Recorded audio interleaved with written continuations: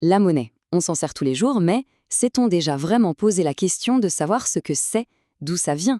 Parce que vous allez voir, l'histoire qu'on nous raconte tout le temps, eh bien ce n'est peut-être pas tout à fait la vraie. Allez, on va plonger ensemble dans les véritables origines de la monnaie. Alors, d'où vient la monnaie? La réponse a l'air super simple, non? On a tous une petite idée en tête. Mais, et si cette histoire, celle qu'on a tous apprise à l'école, n'était en fait qu'une sorte de mythe? On nous a tous raconté la même histoire, encore et encore.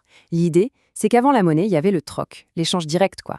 Une communauté a du poisson, une autre a du grain, on échange. Ça a l'air simple comme bonjour, non? Et voilà, c'est vraiment le point de départ de toute l'histoire économique classique. Le troc d'abord, la monnaie ensuite. C'est la base, le fondement sur lequel repose toute notre vision de l'économie. Sauf que c'est là que ça coince un peu. Le problème du troc, pour que ça marche, il faut ce que les économistes appellent la double coïncidence des besoins. En gros, il faut que la personne A veuille exactement ce que la personne B possède et que B veuille exactement ce que A a et ce au même moment. Franchement, imaginez le casse-tête. Et c'est là que, soi-disant, la monnaie arrive pour sauver la situation. Et là, attention, c'est le moment où tout bascule. Parce que des anthropologues se sont repenchés sur les archives, sur les preuves historiques, et leur conclusion est juste explosive. Ils nous disent, noir sur blanc, le troc n'a jamais précédé la monnaie. C'est une remise en question totale du récit habituel. Alors là, évidemment, la question est énorme. Si l'histoire du troc n'est qu'une belle fable, eh bien, d'où vient la monnaie alors? Pour comprendre, il va falloir oublier tout ce qu'on pensait savoir et changer complètement d'angle de vue. En fait, selon cette nouvelle approche, la monnaie, à son origine, ce n'est pas un objet, ce n'est pas une pièce d'or, c'est une technologie. C'est d'abord et avant tout une manière d'écrire, un système pour noter les dettes. Pensez à un immense livre de comptes, un grand registre dont la valeur est garantie par une autorité, un pouvoir politique, comme un roi ou un État. Et pour que cette idée soit bien concrète, on va prendre un exemple historique qui est juste fascinant et qui a duré des siècles, le bâton de comptage. On dit talistique en anglais. Alors comment ça marchait? C'était un système de compta hyper ingénieux et quasiment impossible à falsifier. Imaginez, une dette envers l'État, disons des impôts, était gravée sur un simple bout de bois. Ensuite, ce bâton était fendu en deux dans la longueur. L'État gardait la partie la plus grande et le citoyen la plus petite. Les deux morceaux s'emboîtaient parfaitement, c'était la preuve irréfutable de la dette. On voit bien, on n'est pas du tout dans l'échange, on est dans l'enregistrement d'une dette. Ok, donc on a un registre des dettes. C'est une chose. Mais ensuite, comment est-ce qu'on règle ces dettes? Pour que tout le système tienne la route, il fallait bien un objet, quelque chose de valeur que tout le monde accepte, pour effacer l'ardoise. Et là, ce qui a été utilisé comme monnaie à travers l'histoire, c'est juste passionnant.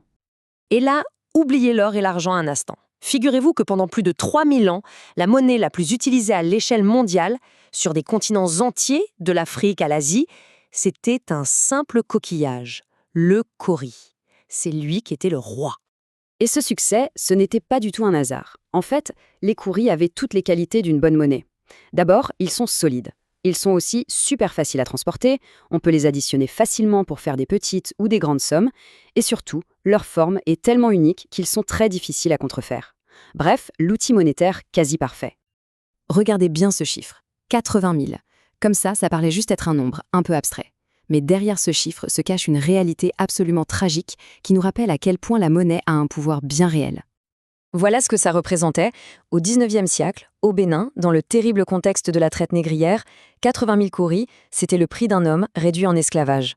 C'est un rappel brutal, la monnaie n'est jamais neutre.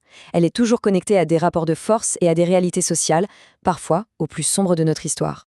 Et tout ça, ça nous ramène directement à notre époque.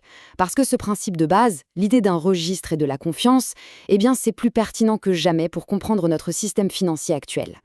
L'argent qu'on utilise aujourd'hui, que ce soit un billet ou les chiffres sur une appli bancaire, n'a aucune valeur en soi. On appelle ça de la monnaie fiduciaire, ça vient du latin fiducia, qui veut dire confiance. Sa valeur ne repose que sur la confiance collective qu'on place en elle, une confiance garantie par l'État. D'ailleurs, il faut savoir que plus de 90% de notre monnaie n'existe même pas physiquement. Ce ne sont que des lignes de code, des écritures numériques. Et c'est là qu'on boucle la boucle. Le principe derrière le bâton de comptage médiéval et celui de notre système bancaire moderne, c'est au fond exactement le même. Dans les deux cas, la monnaie représente une créance pour celui qui la détient et une dette pour celui qui l'a créée. La technologie a radicalement changé bien sûr, mais la logique de fond, celle de la dette et de la confiance, elle n'a pas bougé. Donc on le voit bien, la monnaie, c'est beaucoup, beaucoup plus qu'un simple outil pour acheter des choses. C'est le système qui matérialise toutes nos obligations les uns envers les autres. C'est ce que certains appellent le lien social, ce qui nous soude ensemble dans une même communauté, à la fois politique et économique. Finalement, la monnaie, c'est comme un immense réseau invisible, tissé de confiance, de dette, de crédit, et c'est ce réseau qui est à la base même de nos sociétés. On pourrait dire que c'est un peu le système nerveux de toute notre économie. Ce qu'il faut retenir de tout ça, c'est que la monnaie, au fond, c'est une convention. C'est une histoire collective à laquelle on décide tous de croire. De la dette gravée sur un bout de bois jusqu'aux lignes de code de nos banques, cette histoire a constamment évolué. Alors, la grande question qui reste, c'est quelle sera la prochaine ? Merci d'avoir suivi cette analyse.